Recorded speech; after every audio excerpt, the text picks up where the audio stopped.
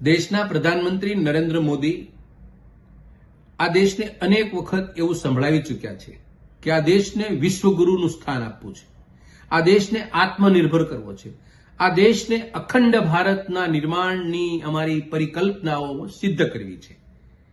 આ તમામ એમના સપનાઓ છે. આ સપનાઓને સાકાર કરવા માટે, આ સપનાઓને સિદ્ધ કરવા માટે પ્રધાનમંત્રી તરફથી કોઈ એવો સંદેશો, કોઈ એવો મેસેજ કે કોઈ એવી કામગીરી આ દેશની સામે એને મૂકી નથી. ઉલટાનું આ દુનિયાની નજર સામે આ ભારતને નાક કપાવવા જેવી પરિસ્થિતિનું સર્જન આ દેશના પ્રધાનમંત્રી નરેન્દ્ર મોદીએ કરી છે.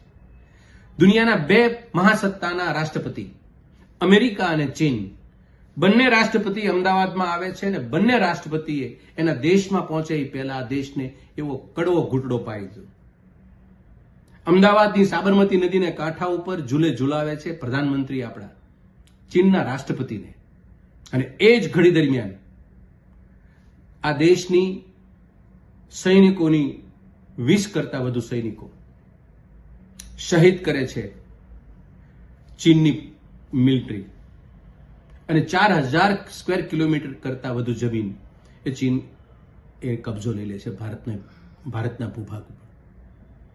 પ્રધાનમંત્રી તરફથી એક જ સંદેશો, અમારી જમીન, આપણી ભૂમિમાં કોઈ ઘૂસ્યું નથી, કોઈ ભૂમિનો કબજો લીધો નથી, કોઈ એવી પરિસ્થિતિ છે નહીં. એકદમ સહજ પરિસ્થિતિમાં આ દેશને સંદેશો આપ્યો. એવા જ રાષ્ટ્રપતિ અમેરિકાના અમદાવાદમાં એમના માટે નમસ્તે ટ્રમ્પનો કાર્યક્રમ 100 કરોડ રૂપિયાના ખર્ચે કરે છે, અને ત્યાં જઈ એમનો ચૂંટણી પ્રચાર કરે છે. અબ કી બાર ટ્રમ્પ સરકાર. 5 વર્ષ વીતી જાય છે. ફરીવાર રાષ્ટ્રપતિ ટ્રમ્પ જ્યારે દેશના રાષ્ટ્રપતિ બને છે અમેરિકાના, અને એમના તરફથી ગઈકાલે એક સરસ મજાનો સંદેશો એમને પ્રધાનમંત્રી માટે મોકલ્યો કે આલ્યો તમારા 200 જણા અમારે ત્યાં અનઅધિકૃત રીતે રહેતા હતા, તમે એને સાચવો. આ દેશના પ્રધાનમંત્રી ઘૂસણખોરો માટે, બાંગ્લાદેશીઓ માટે અનેક વખત આવી વાતો કરી છે. 10 વર્ષ વીતી ગયા, એક પણ પ્લેન બાંગ્લાદેશ પાછું મોકલ્યું ખરું?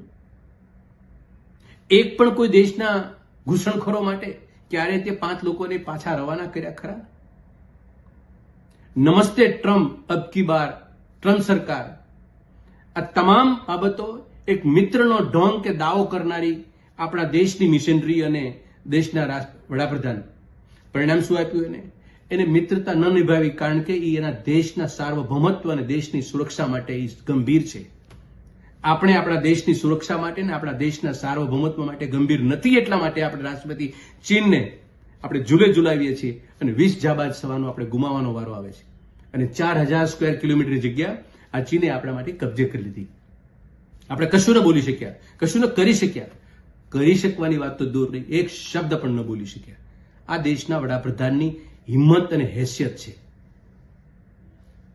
દેશના લોકો સામે ગંભીર પ્રશ્ન આપી ઉભો રહ્યો છે કે આપણા દેશ સાથેના 70 વર્ષમાં, 7 દાયકામાં અનેક દેશો સાથે સુમેળભર્યા સંબંધો હતા, વેપારી સંબંધો હતા, સારા સંબંધો હતા.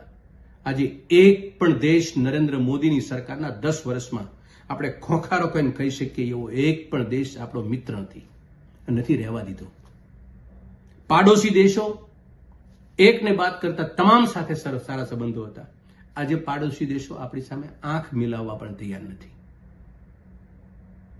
રશિયા સાથે આપણી આઝાદી વખતે ભેટમાં મળી દોસ્તી, આજે નથી દોસ્તી કે નથી દુશ્મની. આપણી સાથે ઉભો રહેવા કોઈ તૈયાર નથી. અમેરિકા જેવી મહાસત્તા આ ભારત સાથે નહોતી દુશ્મની કે નહોતી દોસ્તી, છતાં પણ ભારત ઈચ્છતું એ કામ અમેરિકા પાસે કરાવતું હતું. આ હતી આપણી મહાસત્તા તરીકેની આપણી ભૂમિકા. 5 માંથી 3 મહાસત્તા બને કે 11 માંથી 5 મહાસત્તા બને, આંકડાઓની માયાજાળમાં પડ્યા વગર આ દેશ કેટલું ગુમાવી રહ્યો છે પ્રધાનમંત્રી નરેન્દ્ર મોદીના શાસનમાં, એ દેશના એક એક લોકો માટે સમજવાનો મુદ્દો આવી ગયો છે. વર્તમાન પરિસ્થિતિ અખંડ ભારતના સપના દેખાડવા, વિશ્વગુરુના સપના દેખાડવા કે આત્મનિર્ભરના સપના દેખાડવા, આ સપના દેખાડવા સિવાય કશું આ દેશને કંઈ મળ્યું નથી. ઉપરાંત દુનિયાના દેશો સામે ભારતનું જ્યારે ને ત્યારે નાક કપાઈ રહ્યું છે. એના માટે જવાબદાર હોય તો દેશના પ્રધાનમંત્રી નરેન્દ્ર મોદી.